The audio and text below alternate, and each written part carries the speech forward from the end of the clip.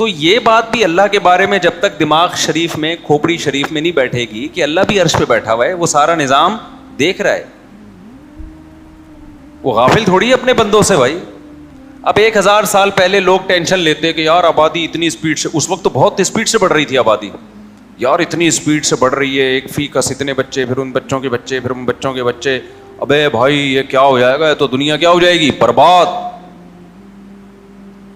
تو ان کو کیا پتا تھا کہ بھائی اللہ کیا ہے, بیٹھا ہوا ہے, اس نے انسان کے تابع ہر چیز کو بنا دیا, پوری کائنات. اس لیے انسان کو یہ رائٹ دے دیا کہ وہ ہر چیز کو اپنے کنٹرول میں لے سکتا ہے, لیکن وہ انسانوں کو اپنے کنٹرول میں نہیں لے سکتا. مینیجر کو کنٹرول میں لے سکتا ہے, وزیر اعظم کو کنٹرول میں لے سکتا ہے, نہیں لے سکتا. وہ اپنے ماتحتوں کو لے سکتا ہے. تو انسان کے جو ماتحت ہیں وہ جانور ہیں, ان کی نسل کو کنٹرول کر سکتا ہے انسان. کتے کراچی میں بہت زیادہ ہو گئے ہیں. کچھ دن پہلے 6 کتوں نے ایک انکل پہ حملہ کیا ہے فجر کی نماز کے بعد, زخمی کر دیا ان کو. ہم چیخ کے تھک گئے, گورنمنٹ نوٹس لے, ان کتوں کی نسل کو کم کیا جائے, نہیں کر رہے. لیکن ہر تھوڑی دیر میں آپ بورڈ, 2 بچے 2 ہی اچھے. انسانوں کی نسل کو کیا کیا جا رہا ہے, کنٹرول, جبکہ انسان کا انسان پہ اللہ نے کنٹرول نہیں رکھا کہ یہ میرا کام ہے, یہ تمہیں اس میں ٹینشن لینے کی ضرورت نہیں ہے, یہ میرا کام ہے. تم تھوڑی خدا بن کے کائنات پہ حکومت کرنا ہے. تمہیں جن چیزوں کو میں نے مسخر کر دیا تمہارے لیے, مسخر کا مطلب تمہارے کام میں لگا دیا, تم اپنے حساب کتاب سے ان کی نسل گھٹا بھی سکتے ہو, بڑھا بھی سکتے ہو. بہت سے جانوروں کی نسلیں انسان نے گھٹائی ہیں اور بہت سو کی بڑھا دیں, دونوں ٹھیک ہیں. کسی مفتی نے نہیں کبھی کہا ہوگا کہ جی ناجائز ہے. ہمارے نبی نے بھی کتوں کو مارنے کا حکم دیا جب مدینہ میں کتوں کی تعداد بہت زیادہ ہو گئی تھی, تو آپ نے حکم دیا کتوں کو قتل کرو. تو صحابہ نے اتنے کتے مار دیے کہ جو مسافر اپنے ساتھ حفاظتی کتا لے کے آتا اس کو بھی قتل کر دیتے.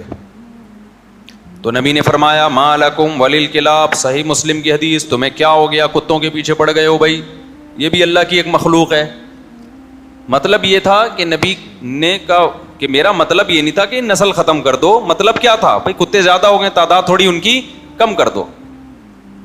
جنگل میں تو اللہ نے خود ہی ایک سسٹم رکھا ہوا ہے نسلوں کے کنٹرول کرنے کا, شہروں میں انسان نہیں کنٹرول کرنا ہے نا, جنگل میں جانوروں کی نسل کنٹرولنگ سسٹم پہلے سے اللہ نے بنایا ہوا ہے.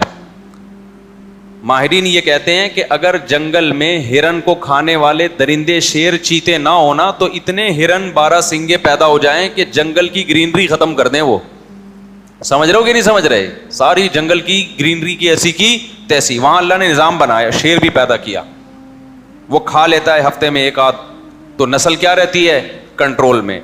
خرگوش اتنی اسپیڈ سے بڑھتے ہیں کہ جنگلوں میں اگر خرگوش کو کھانے والے کتے اور بھیڑیے اور شیر نہ ہوتے تو خرگوش ہی خرگوش ہوتے پوری دنیا میں, اتنی اسپیڈ سے ان کی نسل بڑھتی ہے. اور وہ سارے کھیتوں کی ایسی کی تیسی کر دیتے. آسٹریلیا میں خرگوشوں کا تجربہ ہو چکا ہے. ایک آسٹریلین آیا یہاں سے خرگوش لے گیا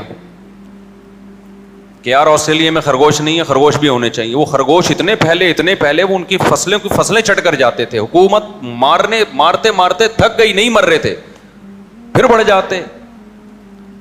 بالآخر کوئی ایسی میڈیسن, ایسی دوائیں ایجاد کی گئی ہیں کہ ایک جوڑا بھی زندہ نہیں چھوڑو, پوری نسل ختم کی انہوں نے. پھر تحقیق کی ان کے ماہرین نے کہ پوری دنیا میں خرگوش ہیں, ہمارے یہاں کیا مسئلہ ہے بھائی, اتنی بڑھ گئی نسل کے کھیت چٹ کر جاتے ہیں سارے. یہ تو پتا چلا کہ دنیا میں جہاں بھی خرگوش پایا جاتا ہے اللہ نے وہاں اس کو کھانے کے لیے درندے بھی اس جنگل میں اسی حساب سے پیدا کیے. ہم نے خرگوش تو لا کے چھوڑ دیے, اس کو کھانے والے درندے نہیں چھوڑے ہم نے. یہ خدا کا بنایا ہوا نظام ہے. مچھلیوں کو دیکھ لو آپ, یہ میں بتا رہا ہوں آپ کو, توکل, اللہ پہ اعتماد اور توکل سمجھا رہا ہوں آپ کو.